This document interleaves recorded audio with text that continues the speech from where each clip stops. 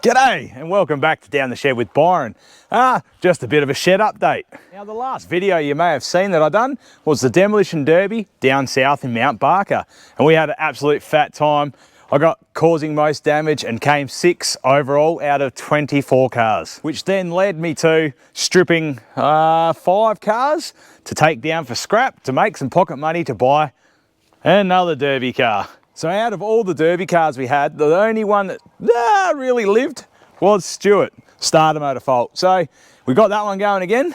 With all that pocket money I got from taking all the cars down for scrap and dividing it all up, which was a lot of work, we were able to buy another car from Pickles Auctions, which it's pretty much ready to build.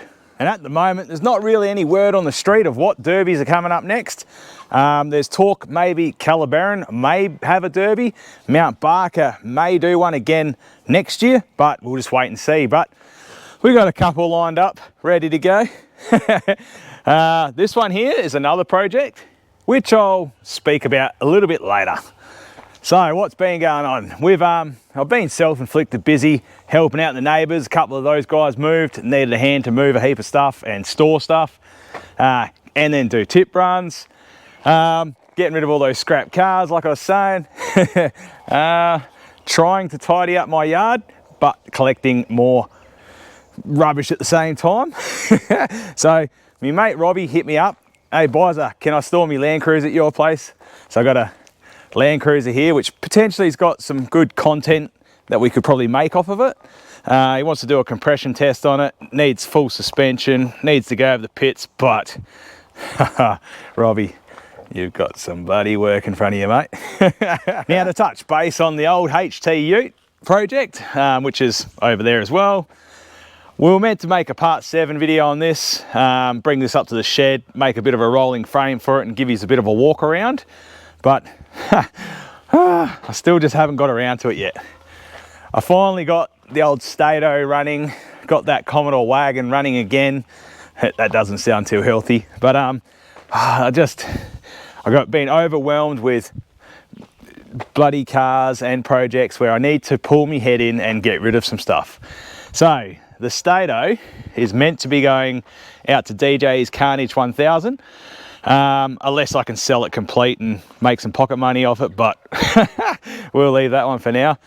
The Commodore wagon, now I've finally got that running again, which wasn't much, just had to put some bits and pieces back together.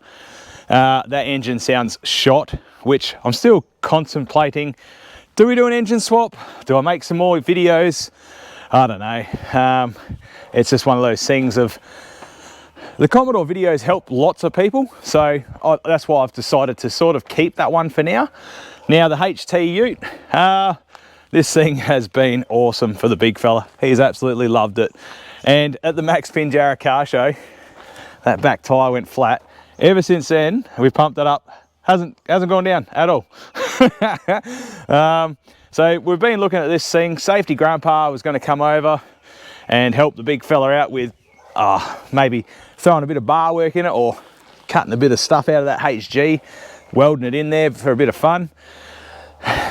Yep. And then to the HJ, we were talking about just throwing the Dizzy back in it, getting it driving again, and just driving around the backyard or taking it out to DJs. But as you can see, there's no floor. Or yeah, what do we do with it? Do we pull the running gear out of it, use it for something else? Do we sell it as garden art? Do we sell it to someone that wants to do it up, or donate it, etc, etc? But I don't know. And then another one of those deals come along where one of my friends brought a second-hand lemon. So this little Ford Festiva ended up being for sale. She's going to sell it to the wreckers. I was like, oh, I'll grab it. And it's just got so many little things wrong with it, which I was thinking of fixing up. But at the same time, it's not worth doing up, if you know what I mean, or fixing up. But it'll make a great little first car for somebody. Now, this car here, I'll let you know that one in a second. As you can see, the shed is absolutely full-ish. Calais, now I've been meaning to make a couple of videos on this thing for yous. Actually, I might touch base on that in a minute. We've got the debuild rebuild in the shed. Again, I was going to start working on that. We got my patrol where my mate Robbie came around and gave us a hand to pull the roof rack off. Then I was going to tackle some of this rust on it, which, yeah, has seen better days, especially in the roof. It started, and I just need a wire brush it back as quick as possible and get some rust converter on it. But this thing needs some love. I want to start doing some 4B trips again with the kids, especially at school holidays. So yeah, the patrols, again, I literally haven't even touched them. Yeah, the Calais, haven't touched that either since the overheating problem. But what I'm going to do with that one is I wanted to do like a bit of just a, not basic service, but give it an oil change, filter, what other spare parts I've got in the shed to throw at it. And then we'll have a look over it and make a bit of a shopping list of what's wrong and what we need to sort out. Then I'm going to pull all that interior out, take that to Dan at Vision Trim, and he's going to help us out with sorting out all that leather. So he's going to pull these seat covers off and we're going to retrim them all. Now I've got the driver's side, so we'll sort that out, but that frame is better than what I've got. I'm going to pull all the interior out, give this carpet a wicked clean. It wouldn't have been clean since back in the day when I was bloody a P-plater. So I want to do that. And then while it's up on, well, while it's got no interior in it, drop all that front suspension out, throw new control arms in, bushes. I did take it to Petters to get a 28-point check, and it basically came back with all the faults already knew about. So I'll point them out in the next video. What else was there? So that's pretty much the Calais for now. I've got a bigger picture for that in the future, which is changing that old V6 out for something that it should have come out with originally, which our mate DJ from Automotive Carnage is kind of helping us out with. But that is way in the future, that one. And then I've got the next drama of real estate and my shed. My shed is just full of stuff and you just can't get around the car at all. I've got engines galore, which I'm trying to work out if do we sell them? Do we use that money for something else? I've got parts stacking up, so that's for an NP300. My mate's Ute Navara. We're going to be doing front brakes on that shortly. Now, the PT Cruiser. I've been trying to make this side shine. Those wheels, I'm going to have to spend at least a carton on each one. I've been cleaning them up, trying to make them look shiny. It's just in there, yeah.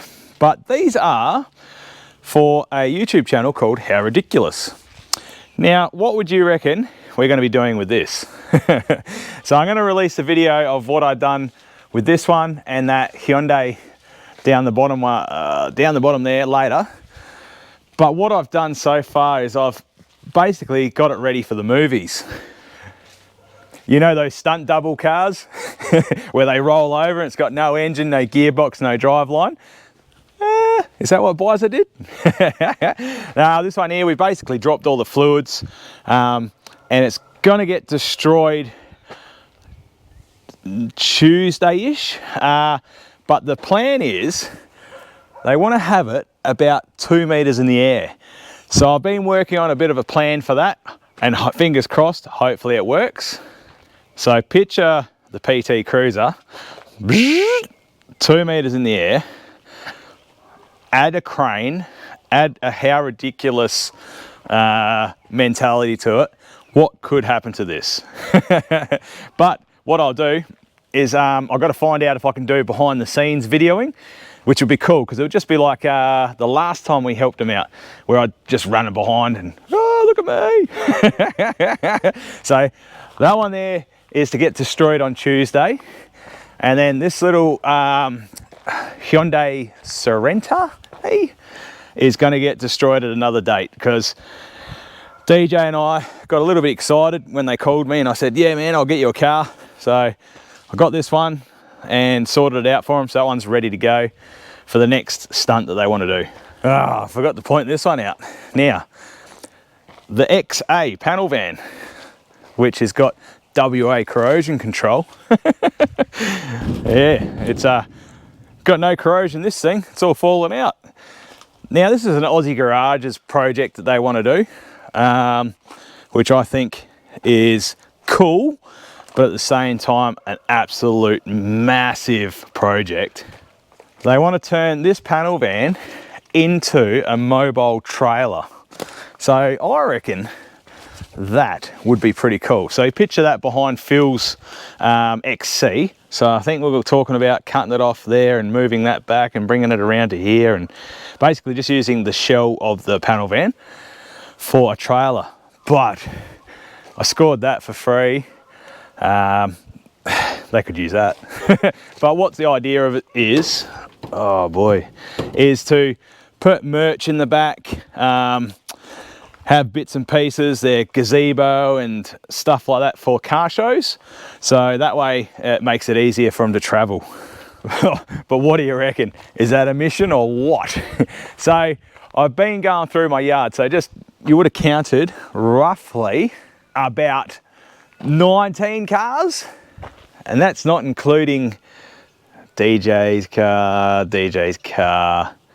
Oh yeah, the Lancer, which I'm just gonna get rid of. But we got rid of our family car. As much as it's sad that we actually got rid of it after 11 years, but we updated.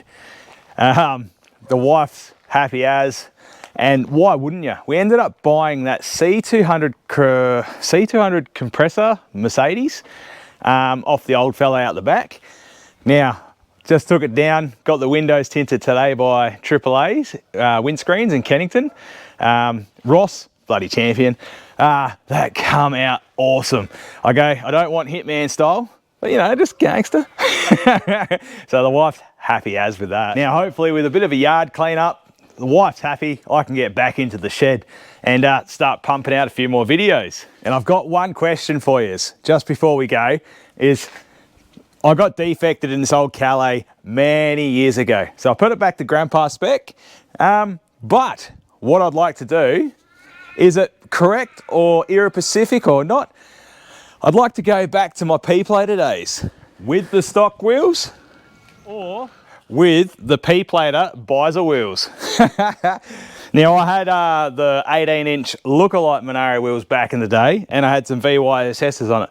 So this is how I used to cruise around as a P-plater. Yeah, nah, too old for it now, midlife crisis. Well, I hope you enjoyed this little shed update video. I thought I'd better throw something out like this. Next week, I'll put out the video on how I built these cars for How Ridiculous. And then the next week, hopefully I can do the behind the scenes for them. Planning on sorting this out in the next couple of days, just maybe 1 or 2 videos. And then an NP300. So a new Navara. Helping my mate Joshy out with the front brakes on it. So I'm going to do a DIY on it, and I'll start releasing a few of those down the shed with Byron DIYs again, just to help people out again. So if they pop up and you see them, you can watch them or, you know, yeah, skip them. I'd like to thank everyone that's helped me out by buying merch. I'll put the link in the description. At the moment, we've got enough money to buy another tool for the shed. We're just going to try and work it out. I want to buy a Uni-MIG or a Uni-TIG. I think you can buy the 3-in-1, and Safety Grandpa is going to help us and start teaching me how to TIG weld / the big fella, because I'd really like him to be able to start fabricating stuff himself. So a massive thanks to everyone else that has brought merch to help the channel out. Bloody champions. All right, apologies again about no videos for a while. Hey, life. All right, take it easy and see you when I'm looking at you.